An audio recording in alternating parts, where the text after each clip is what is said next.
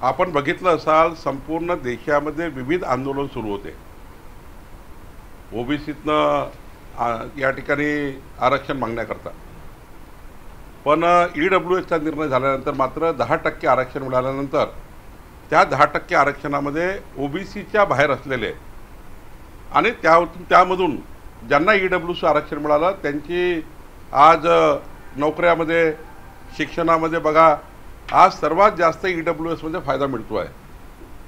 देवेंद्र फडणवीसच्या सरकारने, आमच्या सरकारने ईडब्ल्यूएसचं 10% आरक्षण आणि सोबतच सारथीसारख्या योजना ज्यातनं मराठा समाजाला प्रचंड मजबूती देण्याचं काम आज या महाराष्ट्रामध्ये होतं आहे. म्हणजे देशामध्ये सर्वात जास्त ईडब्ल्यूएसमध्ये आज महाराष्ट्राला फायदा झाला आहे. आणि मग खरं तर मराठा समाजाला न्याय देणे आणि ओबीसी समाजाचं कुठलंही आरक्षण जाऊ नये, 1% आरक्षण ओबीसी समाजाचं कुठं जाऊ नये ही भूमिका नेहमीच भारतीय जनता पार्टीची राहिली आहे.